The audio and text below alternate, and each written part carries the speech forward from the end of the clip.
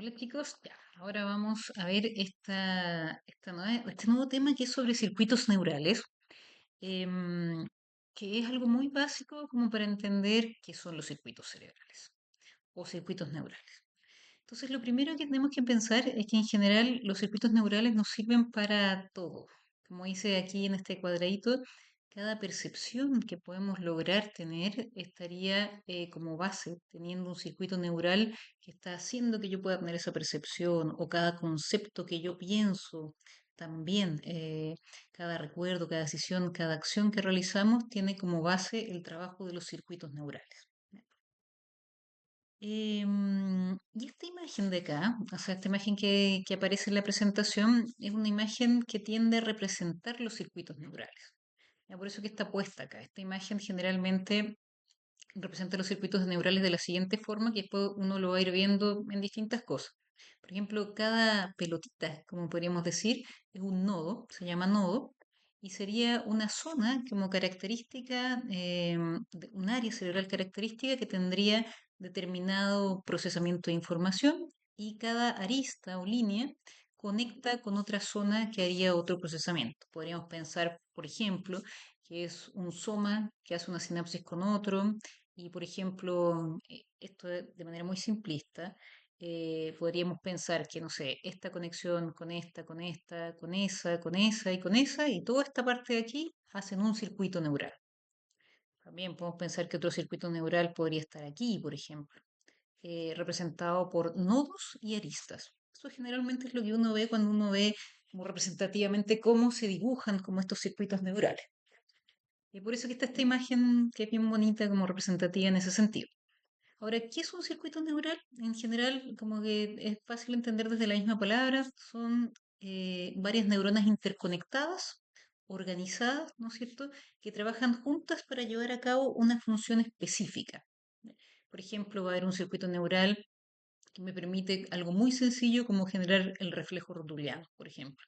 U otro circuito neural que me permite algo mucho más complejo, que es que yo tenga, que pueda formar una imagen visual de algo que vi. U otros circuitos, o otro circuito, o circuitos neurales juntos que trabajan en conjunto para que yo pueda tener como un procesamiento de información que me permita pensar en quién soy, como mi autoconcepto. Entonces, son redes organizadas de neuronas, ¿no es cierto?, que permiten recepcionar información, procesar esa información, integrar esa información y transmitir esa información. Y por lo tanto, también son como parte una base anatómica y funcional del sistema nervioso. No solo el central, sino que también el periférico. Por ejemplo, para que se vaya entendiendo cada vez mejor esta idea, podemos tener circuitos neurales pequeños, circuitos neurales como mucho más grandes. Y acá hay un ejemplo típico de un circuito neural que es bien sencillo, y ojo que todas estas imágenes son imágenes bien esquemáticas que muestran de manera bien sencilla lo que es un circuito. Entonces aquí, por ejemplo, cuando yo siento que me estoy quemando la mano porque la puse en el fuego, voy a rápidamente retraerla. Y esto es un reflejo. Y por lo tanto es un circuito neural que se ve acá, que donde no es del sistema nervioso central, sino que es del periférico, donde hay como un arco reflejo, ¿no es cierto? Me quemo, aparece esto se puede sentir gracias a receptores, y posteriormente la neurona aferente envía esa información a la médula. En la médula estarían ciertos nodos que me permiten procesar esa información, y una vez procesada se envía la información con una neurona eferente, que es esta, ¿no es cierto?, hacia el músculo para que pueda retraer. Y esto es como un circuito neural largo, y no sé, por parte de la punta del dedo, llega a la médula y vuelve, ¿no es cierto?, al músculo. Entonces ese es un circuito neural bastante largo, y que sería este reflejo en el sistema nervioso periférico. Y aquí también podemos ver otra imagen donde muestran circuitos neurales que son del sistema nervioso central, como un circuito neural que es como propio de la capacidad de ver, ¿no es cierto? Donde tenemos el receptor los receptores de la retina, y una neurona aferente que viaja al tálamo, el núcleo geniculado lateral, donde tendríamos ahí un nodo, ¿cierto? Y después esta información es procesada, ¿no es cierto?, en el tálamo para después ser enviada hacia las áreas visuales primarias, secundarias, etcétera, para ser procesada, por ejemplo, y con eso yo me voy a poder dar cuenta del color que veo, o si hay más procesamiento del color, de la forma, le voy a poder dar un significado, voy a poder decir esto, no sé, es tal cosa, pero eso va a requerir otro circuito neural, no solamente un circuito neural para poder captar información visual, sino que, por ejemplo, ahí se conjugaría con un segundo circuito o un tercero o varios otros en realidad que me permiten darle un significado a esa imagen.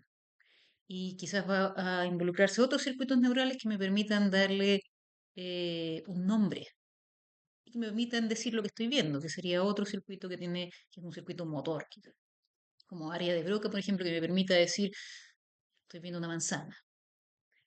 Entonces, eso es más o menos como, es algo bien sencillo como ustedes pueden ver acá, pero claro, no es tan sencillo como esto porque esto es muy esquemático.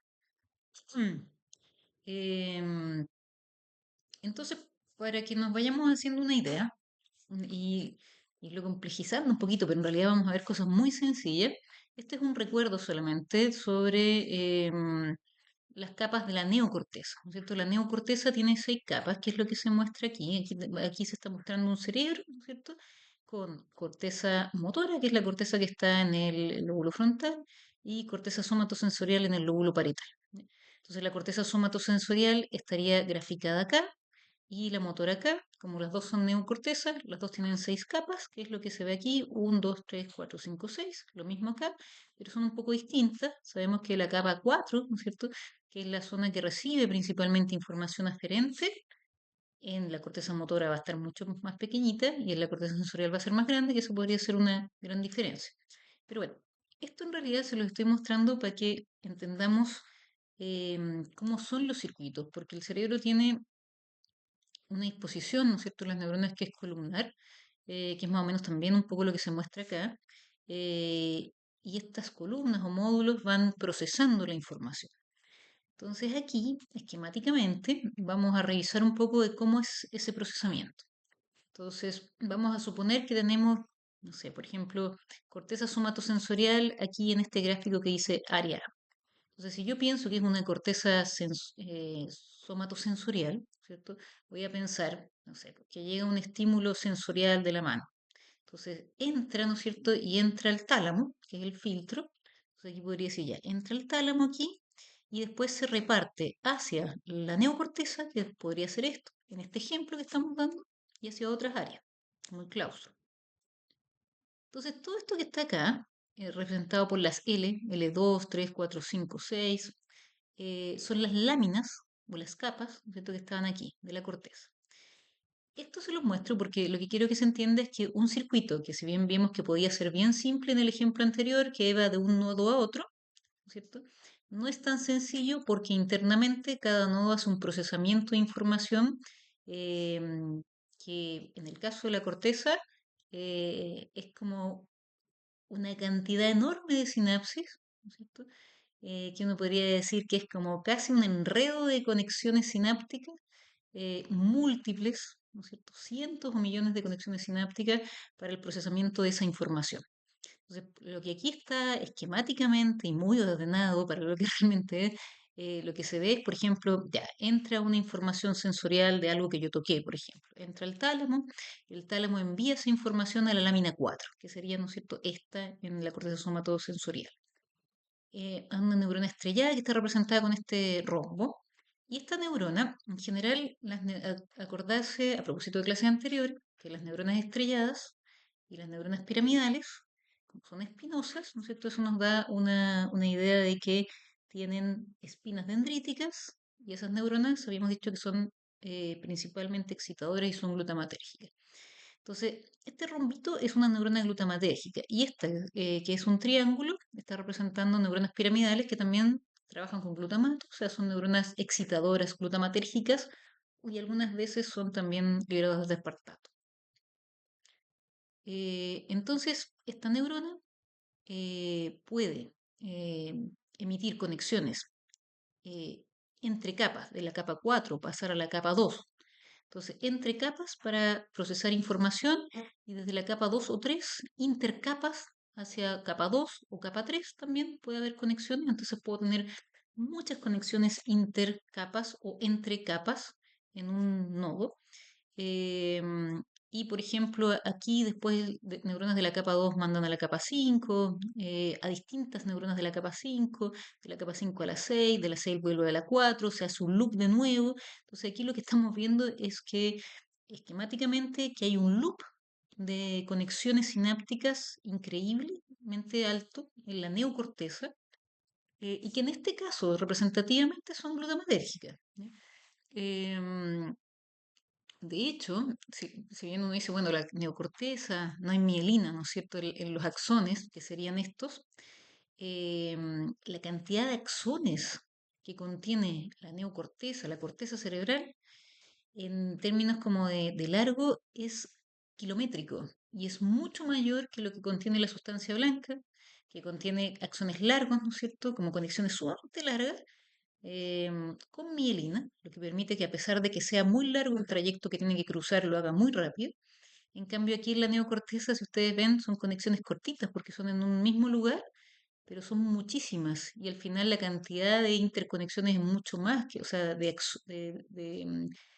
distancias que recorren los axones es mucho más que la de sustancia blanca. Bueno, eso es como para que ustedes se hagan una idea de la cantidad de interconexiones y de sinapsis que contiene la neocorteza y por lo tanto, por eso que la neocorteza tiene funciones tan superiores o tan elevadas, o sea, porque tiene muchísimas conexiones que le permiten un gran procesamiento de la información. Em, bueno, entonces esto es para que ustedes se hagan una idea y hasta aquí solo hemos visto como lo glutamatérgico. Entonces, por ejemplo, aquí podríamos pensar que este circuito es un circuito en esta zona, un puro circuito cortical de procesamiento de información. Y si agregamos el tálamo, podríamos decir un circuito talamo-cortical. También uno puede encontrar, y esto es algo que obviamente tiene que suceder, que este circuito, por ejemplo, que procesa información de algo que toqué, va a conectarse con otros circuitos, por ejemplo, aquí vemos otra área B. em, y, no sé, pues, lámina 2, 3, 4, lámina 5, lámina 6, ¿no es cierto?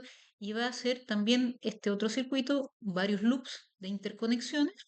Por ejemplo, este puede ser un circuito, vamos a poner cualquier ejemplo, un motor que me va a permitir hacer un movimiento a propósito de la información que recibió de este circuito. Entonces, yo recibí tal información de algo que toqué y eso me va a hacer, no sé, pues apretarlo más, que mi respuesta motora sea tal o cual, dependiendo del procesamiento de otros circuitos. Por lo tanto, los circuitos siempre están interconectados. Un circuito que procesa una determinada información generalmente está interconectado con muchos circuitos para procesar información, agregar más información o dar una respuesta motora o dar una respuesta afectiva, etc.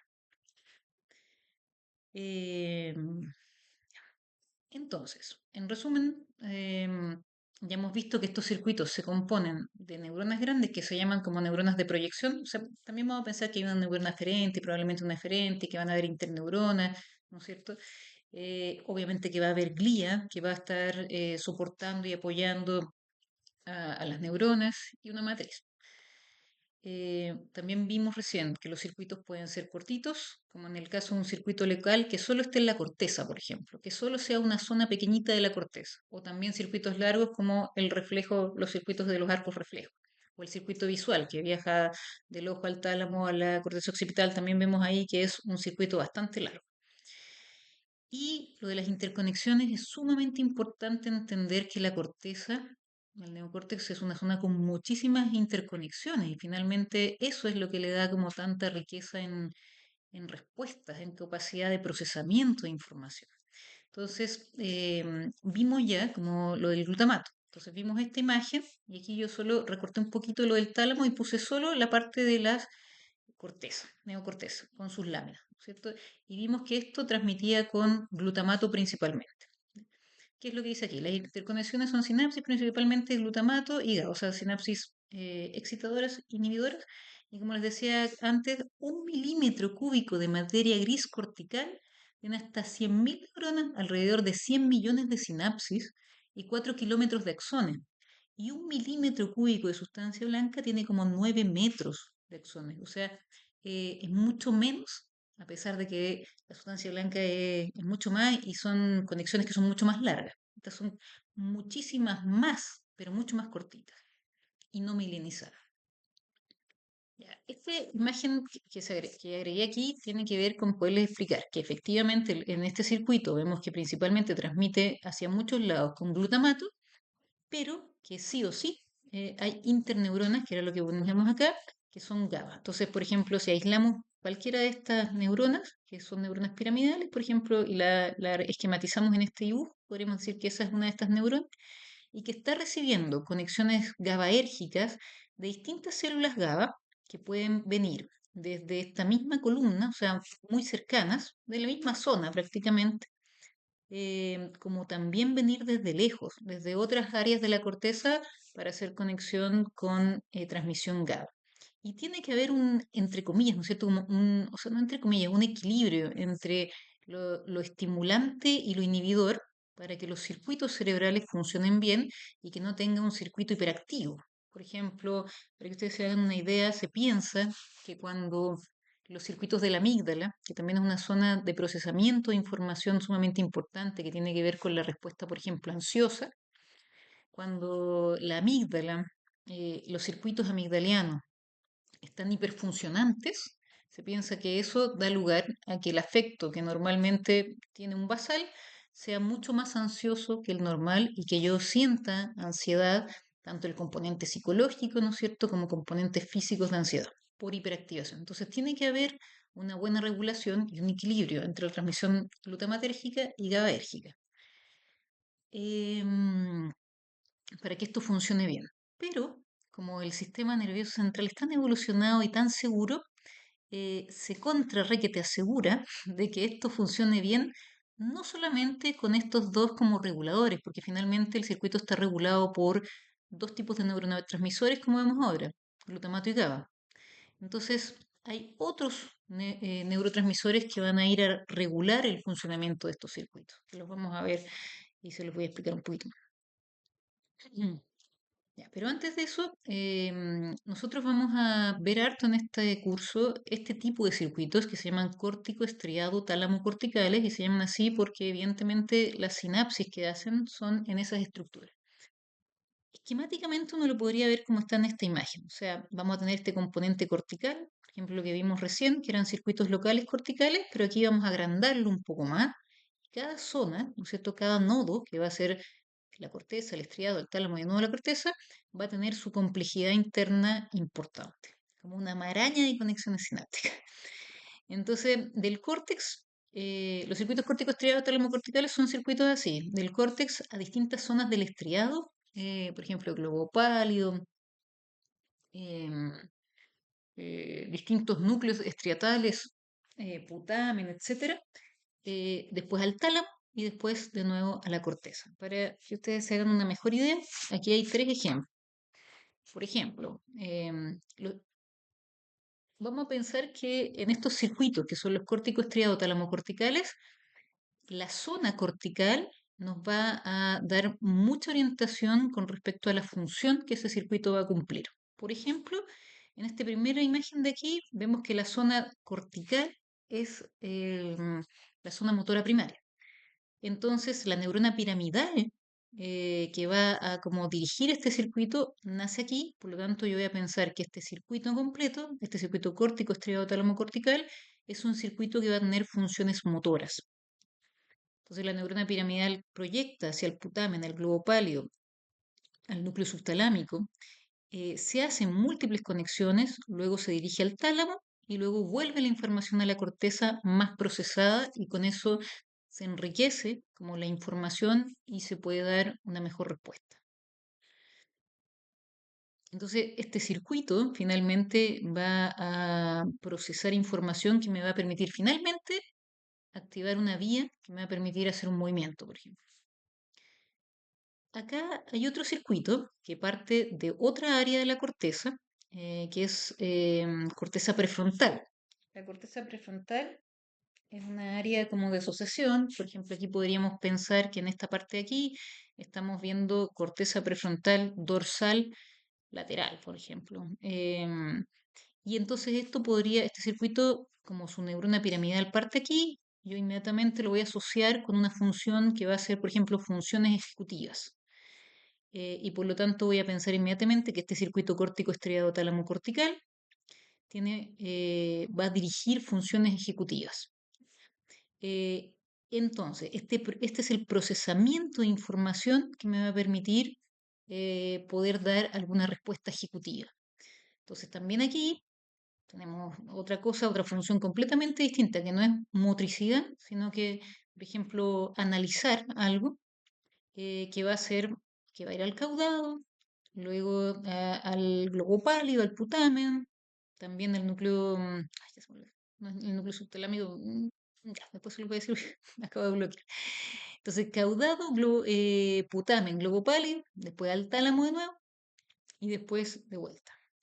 Em, y después, otro ejemplo más, y esto es simplemente para que les quede claro que son distintas, que los circuitos córticos estriados tálamo corticales, dependiendo entonces de dónde nace, como la neurona piramidal, de la zona del área, nos va a orientar a la función y este circuito va a permitir el procesamiento de esa información y que yo pueda dar una respuesta. Por ejemplo, acá nace de áreas límbicas, la neurona piramidal, específicamente del cingulado de la corteza cingulada anterior.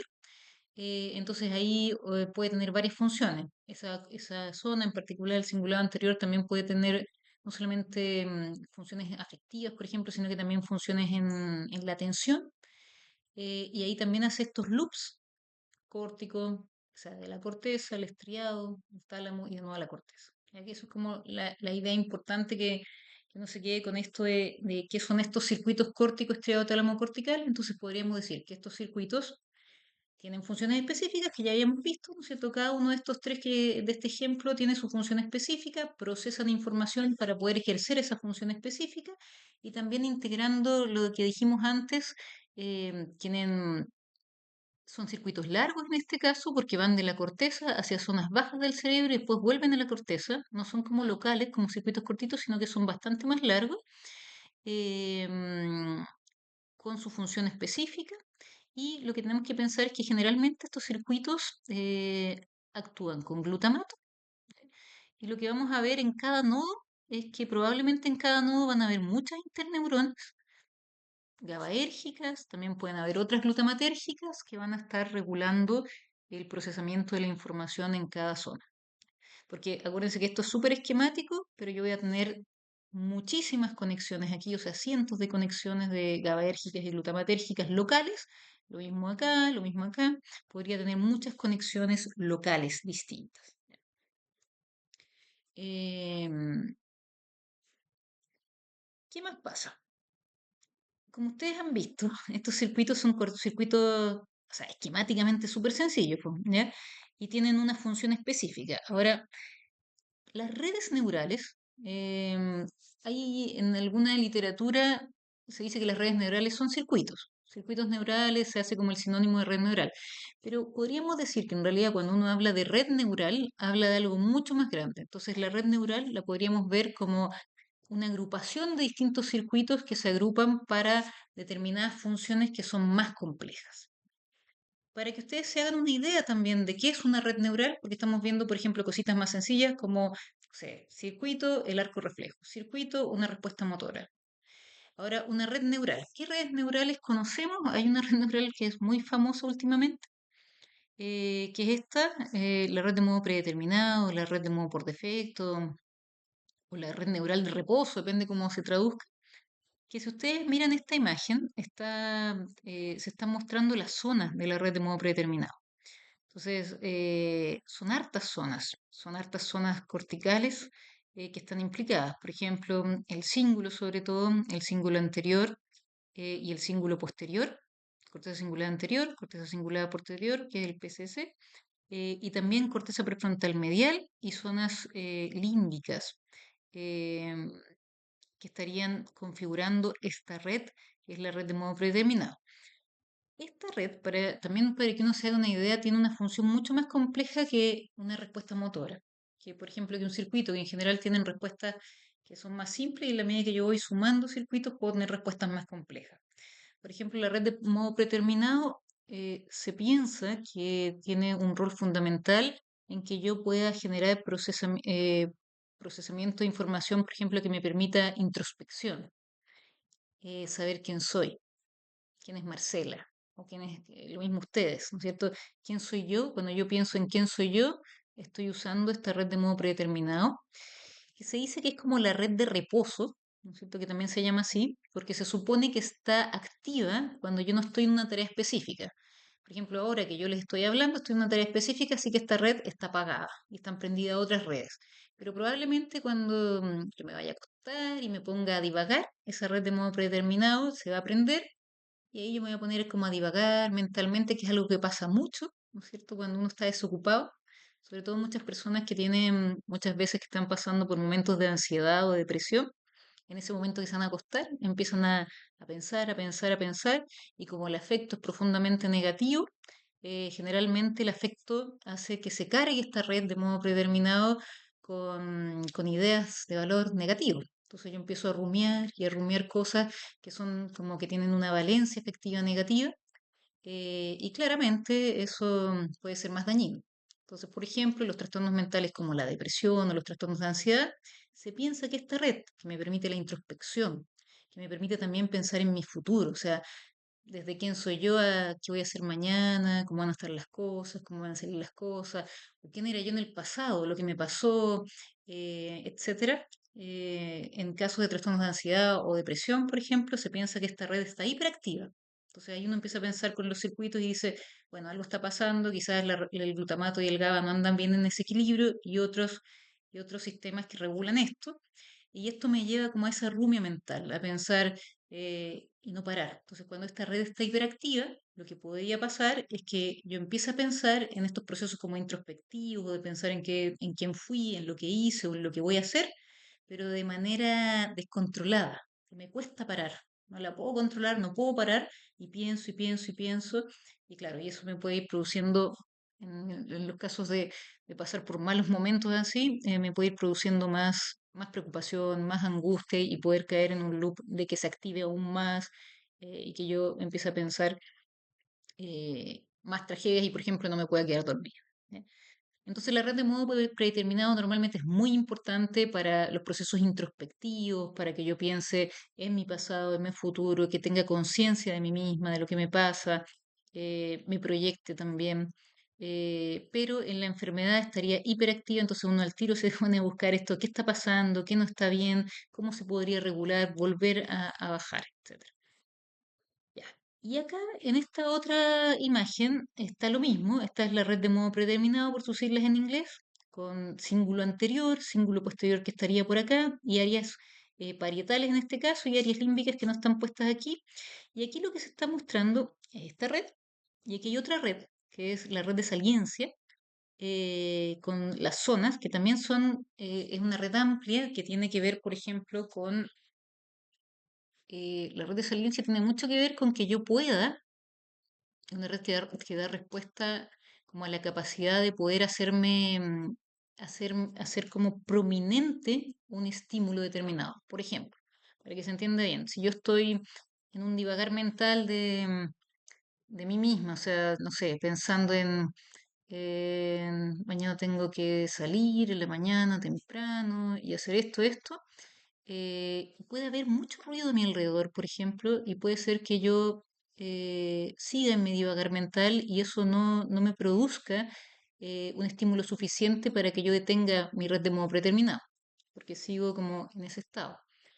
Pero si hay algún estímulo que por alguna razón personal, ¿no es cierto?, me provoque prender la red de saliencia, un estímulo suficiente para que prenda la red de saliencia, ese estímulo va a ser un estímulo capaz de hacer que mi red de modo predeterminado se apague y que yo atienda ese estímulo. Entonces, la red de saliencia permite eso, permite que algunos estímulos puedan ser salientes o prominentes y que eso a mí me apague la red de modo predeterminado y que yo me ponga en acción. Por ejemplo, yo puedo estar aquí divagando cualquier cosa, mucho ruido, distintos ruidos, eh, que a mí no me prenden la red de saliencia y de repente llora la guagua y ese estímulo, aunque haya mucho ruido, es un estímulo que evidentemente me va a prender la red de saliencia. La red de saliencia entonces me va a permitir hacer el switch entre apagar la red de modo predeterminado y prender una red que se llama la red ejecutiva central, que me va a permitir ponerme en acción. Entonces, esto hacen las redes, o sea, esto hacen los circuitos. O sea, al final hacen todo. O sea, nosotros hemos ordenado como en teoría, ¿no es cierto?, cómo funcionaría el cerebro para entender lo que hacemos y cómo nos conducimos.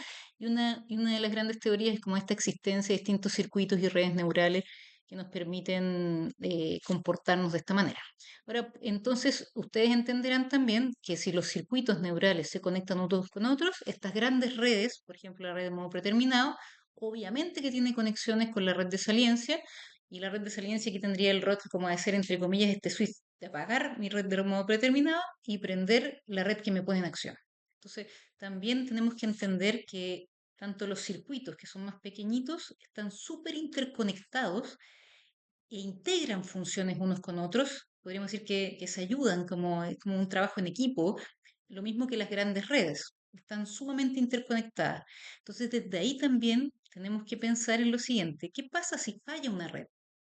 ¿Qué pasa con la otra red? Porque están sumamente interconectados. Entonces, si una red, por ejemplo, está hiperactiva, ¿cómo va a influir esa red o ese circuito en un circuito con que está profundamente conectado? Lo más probable, y es lo que se piensa en la teoría, que si un circuito que está profundamente conectado con otro empieza a funcionar mal, eso influye en el funcionamiento del segundo circuito, puede influir negativamente, salvo que el cerebro de esa persona tenga los mecanismos adaptativos suficientes para evitarlo. Y si se pasa ese umbral, puede ser que el segundo circuito también se afecte y funcione mal. A propósito del mal funcionamiento del primero y cómo ese influye en el funcionamiento del segundo. Em, Ahora vamos a ver un poquitito de más de cómo funcionan los circuitos cerebrales.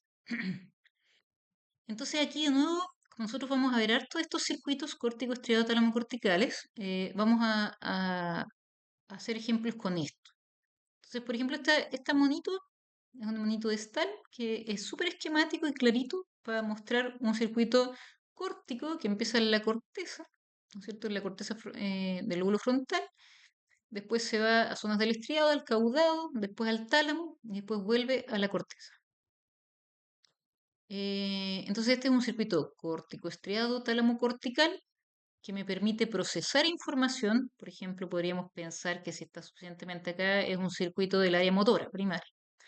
Em, y entonces me va a permitir hacer un procesamiento para que después este circuito pueda dirigir alguna respuesta motora. Em, Nuevamente, entonces tenemos que pensar que estos circuitos, generalmente se piensa que los circuitos córticos, triadotálamo corticales están dirigidos principalmente por una neurona piramidal, ¿cierto? Que lideraría como o nos orientaría a saber cuál es la función de ese circuito. ¿Ya? Y generalmente neurotransmisor excitador glutamato. Generalmente es así como en la mayoría de los circuitos, pero obviamente que tenemos zonas en los nodos, como vamos a tener interconexiones que van a ser GABAérgicas que ya vimos. Aquí vamos a agregar otra cosa. Entonces, el funcionamiento de los circuitos es a través como de su sinapsis y obviamente cada neurona procesa información determinada. Entonces, las sinapsis van a ser excitadoras, principalmente dijimos glutamato, también aspartato. Van a haber sinapsis inhibidoras, que principalmente son las interneuronas y que son GABA. Y van a haber otro tipo de sinapsis que no habíamos mencionado, o sea, o muy brevemente las moduladoras, que por ejemplo podrían ser monoaminas, como la dopamina noradrenalina, o por ejemplo también podrían ser indolaminas como la serotonina, o podría ser histamina, o podría ser, no sé, melatonina, un montón de otros neurotransmisores que van a interferir con el funcionamiento de los circuitos. O sea, ya teníamos glutamato, ¿no es cierto? Después teníamos muchas interneuronas en todas partes GABA, y ahora vamos a meter más complejidad porque vamos a meter todo el resto de los neurotransmisores. Y esos neurotransmisores nos van a permitir que este circuito, esquemáticamente bien sencillo, se module y se pueda sintonizar. La palabra sintonía neural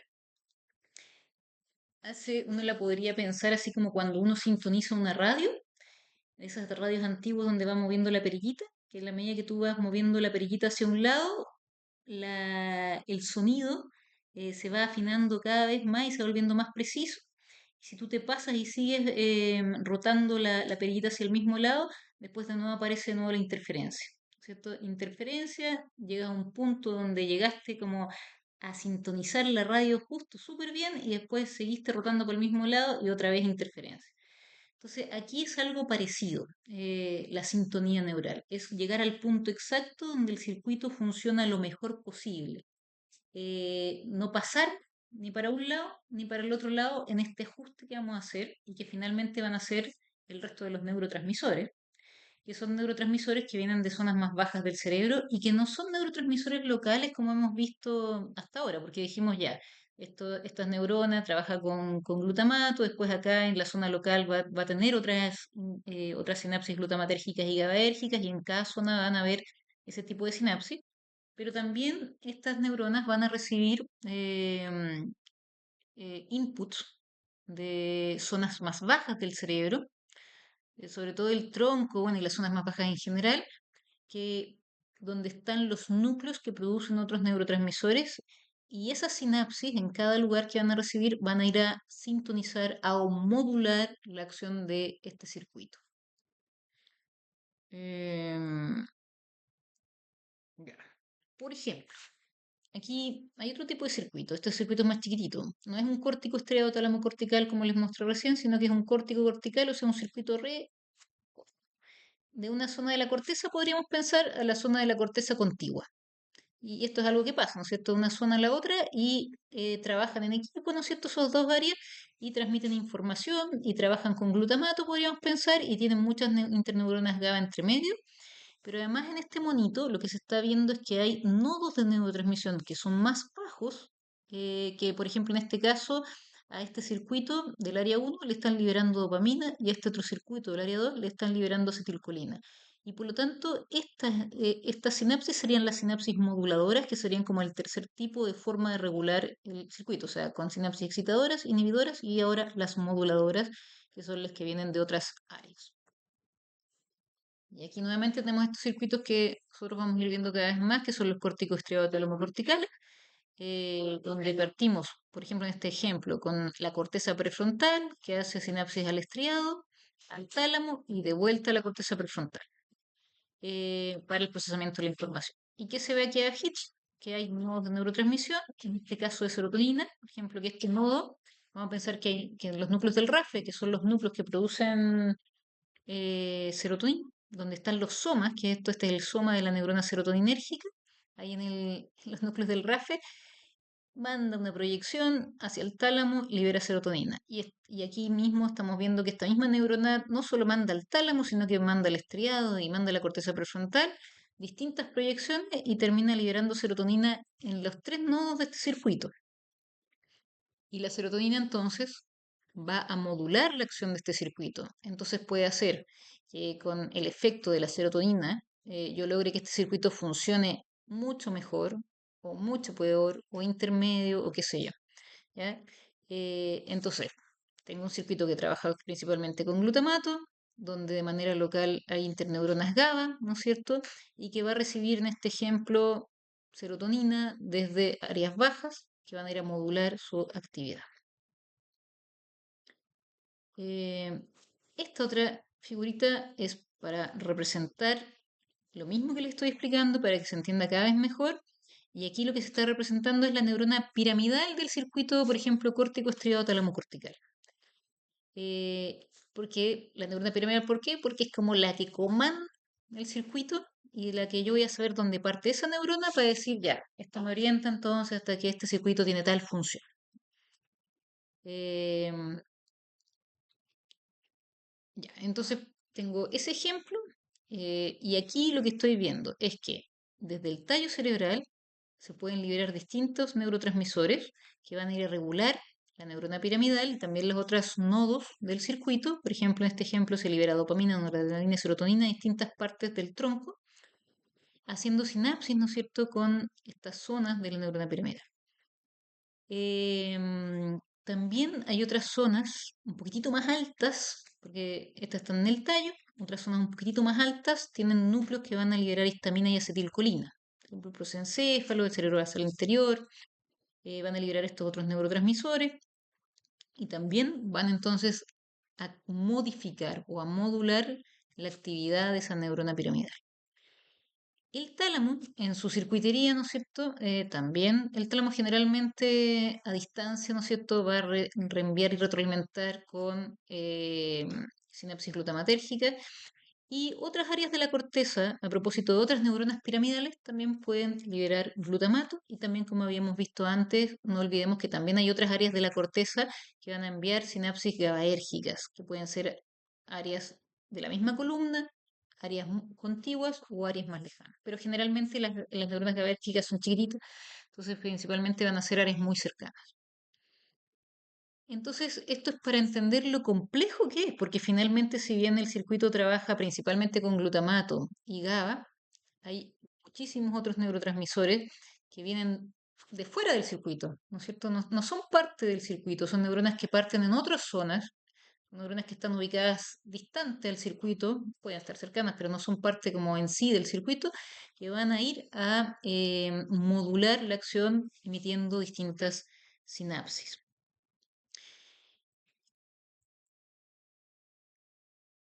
Y aquí es como un ejemplo más gráfico. Ya, yo voy a tener un circuito, ¿no es cierto? Una neurona piramidal que puede ser esta, ¿no es cierto? Esta neurona piramidal con sus espinas dendríticas. eh, y acá está haciendo sinapsis, por ejemplo, con el estriado, con los ganglios basales. Entonces vamos a pensar que es esta misma y hay zonas bajas del cerebro que no pertenecen a ese circuito, por ejemplo, núcleos del RAFE, núcleo dorsal del RAFE, que emite proyecciones hacia la corteza, prácticamente a toda la corteza cerebral, y va a ir a hacer sinapsis con esta neurona, liberar serotonina y modular su actividad.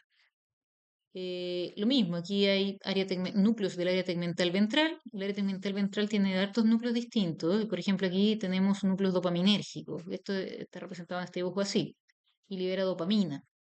Em, ¿Qué más? Aquí tenemos el locus coeruleus, que es el centro donde se produce la noradrenalina, ¿no es cierto? El núcleo donde se produce la noradrenalina y también puede, por ejemplo, en este caso está haciendo la sinapsis con una interneurona GABA, entonces también va a modular esa actividad sobre la neurona piramidal y también el locus coeruleus va a mandar sinapsis directa hacia la neurona piramidal, hacia el tálamo también y hacia distintas partes de este circuito, hacia los distintos nodos de ese circuito. Aquí vemos otra zona, la sustancia negra que produce dopa, también liberando dopamina, también a las distintas partes de este circuito, a zonas más bajas de este circuito, y así sucesivamente. ¿Ya?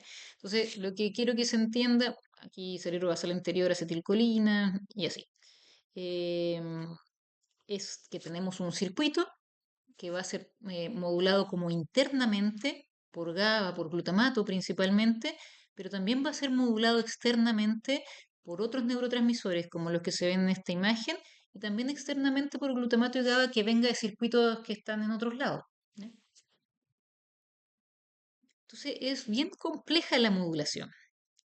Todo, por eso es tan difícil de entender, pero bueno. Ya, y para que se entienda bien este concepto de sintonía neural, les voy a dejar este ejemplo que yo creo que de aquí se entiende bastante bien a qué se refiere. Sintonía en la corteza prefrontal y vamos a hacer el ejemplo del déficit atencional con hiperactividad. Entonces, por ejemplo, en esta figurita están los circuitos que tienen mucho que ver con funciones atencionales y con funciones de activación.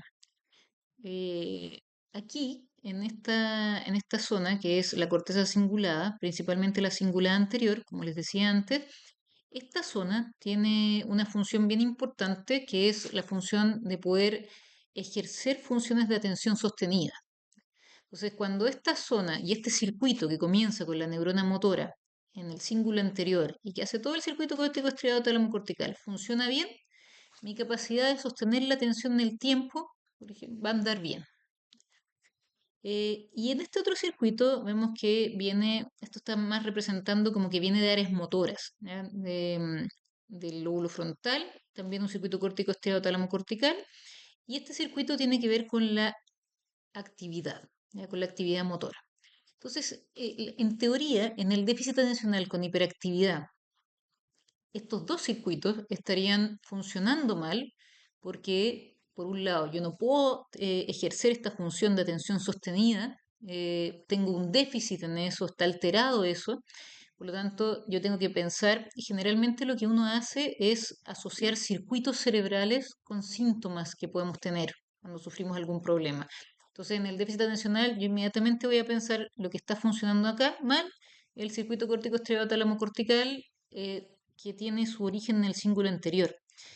Em, ¿Ya? Y entonces, lo que yo voy a pensar es cómo, qué es lo que está funcionando mal y cómo se podría arreglar. ¿No es cierto? Lo mismo acá con el circuito motor. ¿Cómo? ¿Qué es lo que está funcionando mal y cómo arreglarlo? Entonces sabemos que hay regulación de muchísimos neurotransmisores y en el déficit atencional, particularmente en ese trastorno mental, se piensa que lo que funciona mal es que la sintonía neural por dopamina y noradrenalina, que las conexiones, podríamos decir, que el estímulo, ¿no es cierto?, que le llega a estos circuitos de dopamina y noradrenalina es insuficiente para mantener un buen funcionamiento del circuito y por lo tanto el circuito empieza a funcionar mal. Eh, y esta imagen me va a servir para explicarles un poco de la sintonía, porque para poder entender cómo funcionan las neuronas piramidales. Entonces, si ustedes ven en este eje, que es el eje vertical, va a estar la función de esta neurona piramidal, ¿ya? De estas dos en este caso. Y en este otro eje está el nivel de catecolaminas, principalmente noradrenalina y dopamina. Em, entonces, por ejemplo, para que se entienda, cuando una persona tiene un problema de déficit atencional, la cantidad de noradrenalina y dopamina es baja. Entonces, por lo tanto, en este eje yo estaría por acá, ¿ya? En esta parte de acá. Voy a tener poca noradrenalina y dopamina y por lo tanto, muy poquitita se va a unir, voy a estimular muy pocos receptores de noradrenalina y dopamina de estas neuronas. Y esos receptores son los receptores DOPA y los receptores alfa 2A. Y al estimular muy poquito esos receptores, el funcionamiento de esta neurona va a ser, podríamos decir, pobre o deficiente, y por lo tanto no voy a poder tener atención guía, atención sostenida. Voy a ser más distraíble y voy a tener pobre control del impulso, porque voy a estar más activo o hiperactivo. Entonces, el funcionamiento de la neurona piramidal va a ser bajo y la cantidad de catecolaminas va a ser baja y la unión de las catecolaminas a sus receptores correspondientes va a ser baja. En la medida que yo vaya aumentando la liberación dopa y noradrenérgica a estas neuronas, si yo logro darles más dopamina y noradrenalina a estas neuronas con algún mecanismo, el funcionamiento de las neuronas piramidales va a empezar a mejorar, como se muestra acá. Entonces, a la medida que aumenta el nivel para acá, mejora el funcionamiento. Y aquí yo tendría el funcionamiento más alto, el funcionamiento óptimo. Pero si yo siguiera aumentando los niveles de noradrenalina y dopamina y uniéndose cada vez a más receptores, el funcionamiento de la neurona piramidal empezaría a deteriorarse por excesiva cantidad de noradrenalina y excesiva cantidad de dopamina y excesiva ocupación o estimulación de los receptores. ¿Ya? Eso es lo que se muestra acá. Entonces, hay un rango, podríamos decir. Hay un rango óptimo que es este, donde con una cierta cantidad de estímulo noradrenérgico y dopa, la neurona piramidal, o sea, estas van a funcionar bien y por ende yo podría ayudar con eso a que el circuito funcionara bien. Y por eso se llama sintonía, porque, por ejemplo, aquí no voy a estar bien, como con muy poquito estoy mal, o voy a tener mucho ruido, mucha interferencia en la función, y en la medida que voy sintonizando cada vez más, moviendo como la perillita, como en el caso de la radio, voy llegando al óptimo sin esa interferencia, ¿no es cierto? Un buen funcionamiento. Y si yo sigo moviendo esa perillita hacia el mismo lado, voy a llegar a un mal funcionamiento. O sea, en los dos extremos yo voy a tener déficit atencional, podríamos decir, y una conducta más impulsiva. Por ejemplo, en este extremo, efectivamente voy a tener déficit atencional y todos los síntomas súper característicos, y en este otro extremo también puedo tener déficit atencional, pero además otros problemas por exceso de noradrenalina y dopa. Por ejemplo, puedo tener más ansiedad, puedo tener más irritabilidad, puedo tener respuestas angustiosas, puedo tener más intranquilidad. Eso. Y por ejemplo, acá dicen, puedo sentirme súper estresada. Y aquí, por el contrario, me puedo sentir súper fatigada. Entonces, lo ideal es la sintonía neural que la podemos lograr, en este caso, con la neurotransmisión que viene desde afuera del circuito a regular el circuito desde afuera. En este caso sería tratando de hacer llegar más noradrenalina y dopa al circuito. ¿Cómo? Por ejemplo, con medicamentos que logren hacer llegar a la sinapsis más estimulación noradrenérgica y dopamina, como sucede con los psicoestimulantes como el metilfenidato, anfetaminas, dextroanfetaminas y sus variantes. Ya, eso es como sintonía y eso es como se regulan. ¿Ya? Y esto es súper importante porque en general nosotros vamos a ver que en los trastornos mentales lo que más hacemos es regular circuitos con los fármacos. O sea, dentro de esta teoría lo que más hacemos cuando damos un fármaco es pensar, por ejemplo, qué circuito está detrás de que una persona, como acá, no pueda sostener la atención, o qué circuito está detrás de que una persona se sienta con mucha ansiedad, con mucha angustia, qué está fallando, cómo lo regulo, cómo lo sintonizo. Y eso es lo que uno hace en teoría con los medicamentos, regular ese circuito para sintonizar el circuito. Entonces, la idea aquí es empezar a introducirse en este pensamiento de que yo siempre voy a ir a buscar cuál es el síntoma y qué circuito neural está detrás de ese síntoma, por cómo está fallando y cómo lo puedo revertir. Em, También aquí vamos a ir aplicando como cosas que sean no farmacológicas, que los fármacos evidentemente están hechos como para, o sea, no sé si están hechos porque están hechos como por casualidad, pero se ha visto que han podido como regular funciones, y también hay otras medidas que también pueden servir. ¿Ya? Entonces, finalmente, la idea de esta clase es que ustedes después puedan ser capaces de explicar qué es un circuito neural, explicar cómo funcionan los circuitos neurales en términos de lo que les he explicado, de cómo se van regulando. Y aquí no lo puse, pero esencialmente que puedan entender la importancia, ¿no es cierto?, de los circuitos cerebrales, por lo tanto, la importancia de que funcionen bien, la importancia de qué pasa cuando se dañan. Eso es, entonces, chicos, espero que lo hayan entendido y nos vamos a ver próximamente en la próxima.